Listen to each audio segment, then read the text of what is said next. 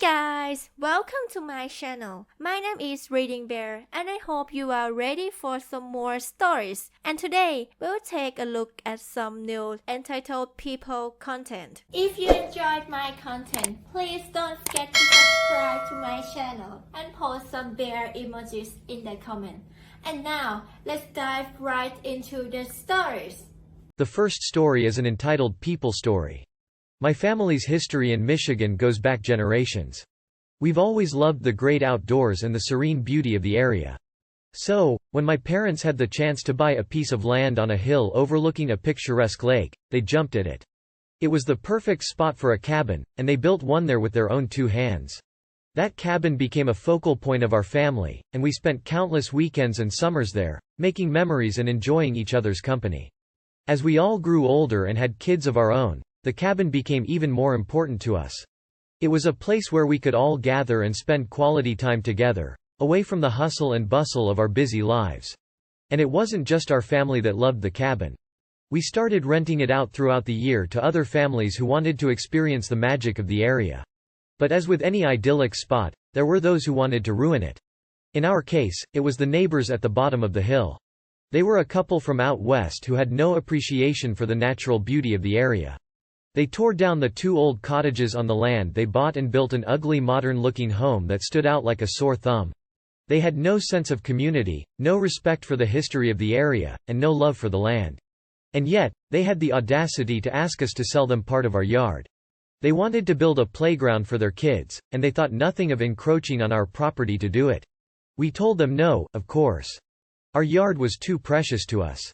It was the site of countless family gatherings, weddings, and reunions. We couldn't bear the thought of giving any of it up to these interlopers. But it wasn't just their desire to take our land that made them bad neighbors. They were also incredibly rude and inconsiderate. They would blast music late into the night, ignore noise ordinances, and generally make a nuisance of themselves. They were the type of people who thought the rules didn't apply to them. And then, last weekend, they took things too far.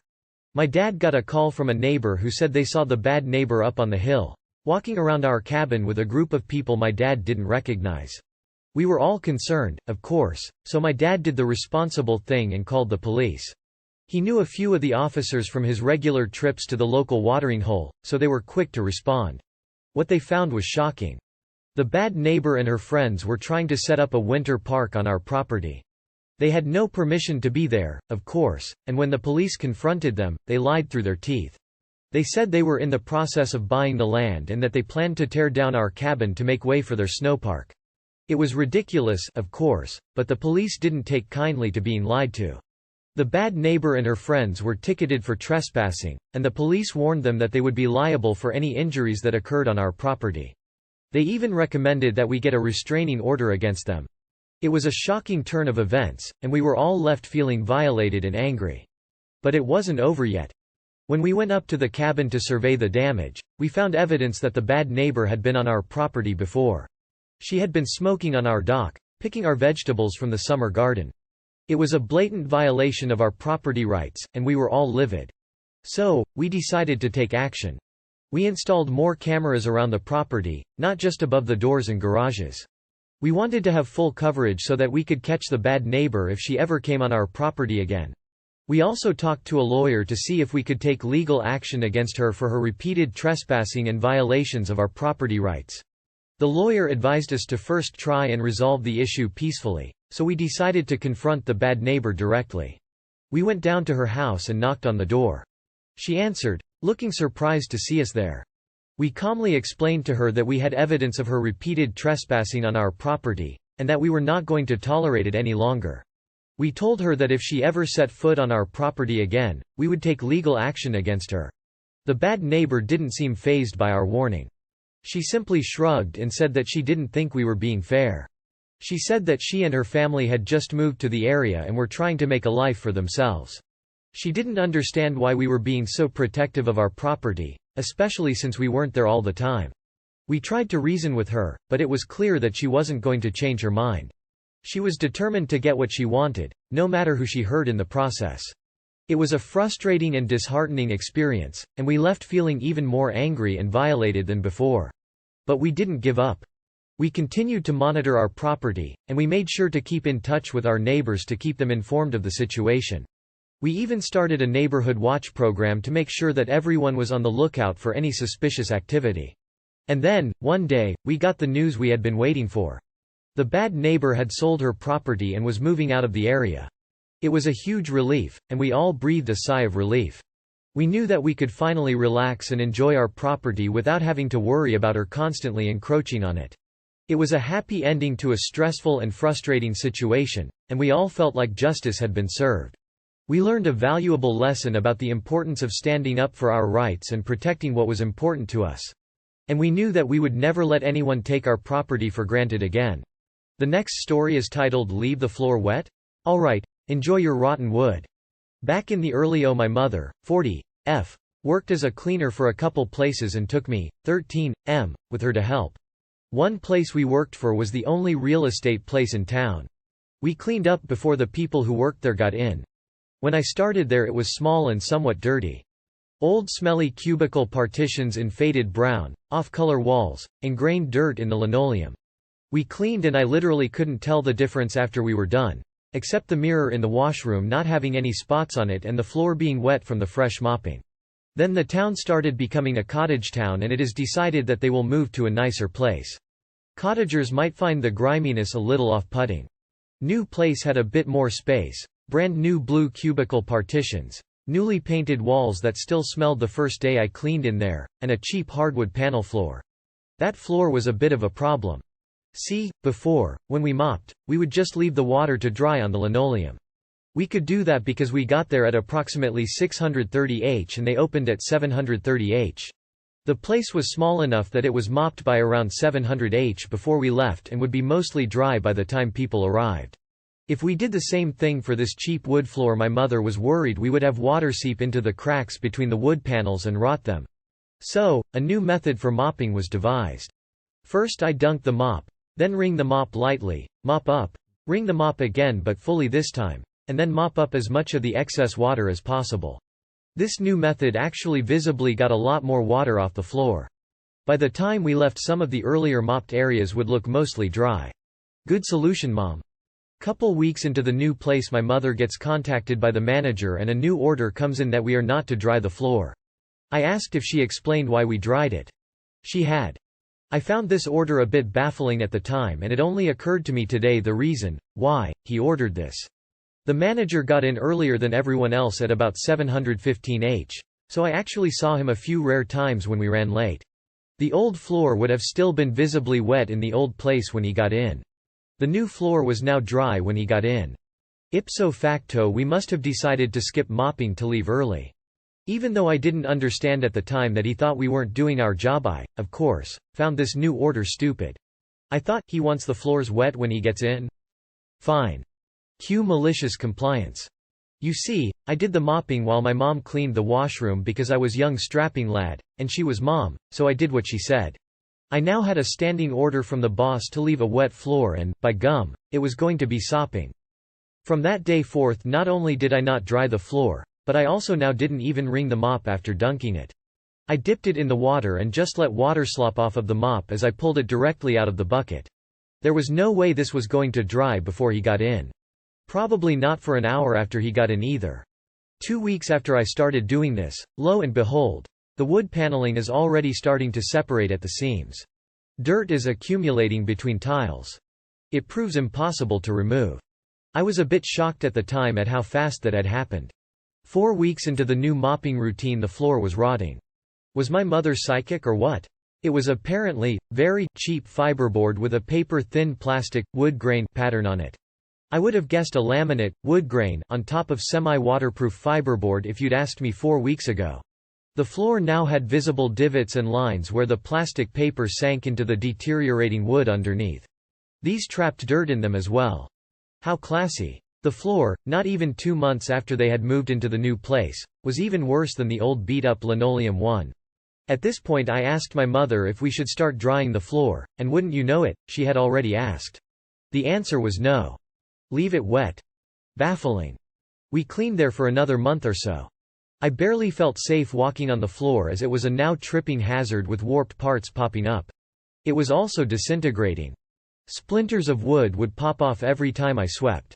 The floor now had the dubious distinction of being the worst floor I had seen in a place that wasn't dilapidated. The next story is entitled Parents Are Forcing Me to Change My Daughter's Name. My EF called a couple days ago and demanded that my daughter's name have my maiden name. For context, I am ethnically Filipino but a second-gen immigrant, as I immigrated when I was 6 years old. Filipino tradition is such that the child's middle name must be the mother's maiden name. For example, my mother's maiden is Smith, fake. Therefore, my middle name is Smith. My daughter had just graduated HS and my parents received a picture of her diploma. When they looked at the photo, they realized it did not have their last name, my maiden name on it. They were very upset.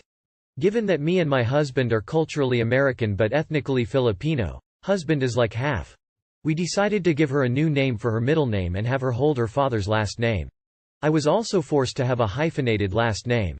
Even though I wanted my husband's last name, I conceded on having both names since my parents paid for my education. It's hell to deal with even to this day. EF complained and demanded that I change her name. I told them we are Americans and live in America, including my parents, therefore, we will use what is culturally appropriate. He told me he does not care about the American way and that I am turning my back on the right, Filipino, way. My daughter is already 18 years old. I can't legally do anything regarding her name anymore. I had told him that, but he yelled and demanded I must get it done. Not my daughter, me. And I better, or else. Personally, I have a myriad of reasons why I don't want my daughter to have my maiden name. A lot of issues such as FAFSA, schooling, and even inheritance could also be on the line if she were to change her name. Plus, she just doesn't want a different name. My daughter said no, and both husband and I agree with her. Later that night, she called them and told them, very nicely, that she will in no way change her name. The only reason she would is if she gets married in the future. EF threw a fit on the phone and she ignored him and hung up. They haven't spoken to me since. I want to talk to my parents again, but if they're going to throw a fit over a name and continuously be upset, especially over a name they knew about for 18 years, then I will cut ties. I hope they get their act together. The next story is titled I Shouldn't Have to Pay for Other People's Mistakes. This probably isn't as interesting of a story as some on here, but this is my first job and I was just astonished because I have never been actually yelled at before by a customer. I'm a cashier at a discount store, and earlier I checked out a couple who purchased a basket with a lid, and inside of the basket there were a few smaller ones stacked. I probably should have assumed they were all separate items, but there was a long line, and I assumed that the customers would have checked inside before they bought it. Well, an hour or so later, 5 minutes before close of course, the husband storms in and shows me how all the individual baskets inside also had their own price tags. I thought he just felt guilty and was coming back to pay for them, so I asked if he wanted to pay for them or return them. He said that he wanted to keep them for the price of the larger one because it was my mistake. I told him he would have to pay for all of them or he could return it, and he did not like this answer. I called the manager over to talk to him instead. Manager says the same thing. The guy decides he just wants to return the basket, so he takes out his receipt and lo and behold, it's a random receipt from a different store. I tell him that's not the right receipt and I think he must have just been embarrassed that he made a mistake because he did not like that. Starts doing these comically dramatic sighs. He's rambling about how he shouldn't have to pay for other people's mistakes, but I'm paying for his mistake of bringing the wrong receipt by having to listen to this. The manager tells me to just do a return without the receipt, which requires me to type in the person's driver's license number. I was scared to ask at this point because I knew it was gonna make him mad. I try to explain that it won't let me go any farther until I capture a valid ID, and he reluctantly gives it to me while yelling about, "This is what you get for being honest." He is all angrily asking me, "Is this going to affect my ID? Because then we're gonna have a problem." I don't know how he thought it would affect his ID, but I told him no and we put the money back on his card, which we don't usually do. We just did it because he was being a little brat. We gave him the receipt for the return and then he just storms out without a word. I just laughed in shock because I have never been spoken to like that before. I can't understand why he didn't just keep the damn thing if all he wanted to do was come in and argue about how he should get to keep it. The next story is titled Woman Lies About Being with a Convention to Try to Get a Room. Doesn't expect convention chairman to be standing right there. I worked at a hotel that had a lot of conventions. One weekend we were at capacity with no rooms to spare for one big company. Cue the entitled idiot who didn't have a reservation. I'll call her Karen. Karen asks to check in and gives me her name. I look her up, find nothing. She claims she has a reservation, but can't give me a confirmation number or any other information about it. I tell her it ain't happening. No reservation, no room. She demands the manager, where I happily smile and reply, "That's me." She scuttles off, angry. An hour or so later, my manager shows up and asks about the woman. Karen had gone to the hotel restaurant and demanded my manager to complain about me. Turns out she's with the convention, she never told me that, and there is some kind of misunderstanding with her reservation. As we're looking at the computer, Karen comes back up, smug to see my manager standing over me. She asks if we've found her reservation. We say no, we're trying to locate a room for her. She starts to give us crap, saying we're unprofessional and she'd be recommending another hotel to her company for the future. Then she goes off to find the bathroom. While she's gone, another woman comes to the front desk. She's the chairman, I can't recall her official title, of the convention group. She wanted to go over the list of people checking in that day and the rooms they are assigned. Me. Perfect timing. We have one person with your group that doesn't have a reservation. Her name is Karen. Chairman. Karen? She flips through the paperwork. I don't have anyone named Karen listed and I know pretty much everyone. I see Karen come out of the bathroom. I wave her over and she looks happy like she's gotten her way. She approaches the desk. My manager.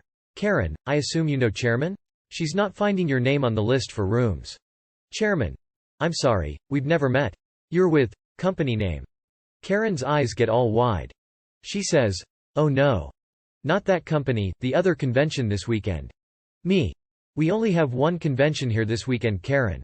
Knowing she's caught, Karen goes ballistic.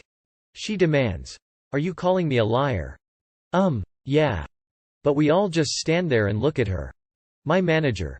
Karen, I'm sorry but if you aren't with the convention we can't offer you a room this evening. We are booked solid. Karen turns around and walks away, doesn't say another word. I guess when you're caught lying, there really isn't much more to say. If you enjoyed the video, please subscribe to the channel and post some bear emojis in the comments.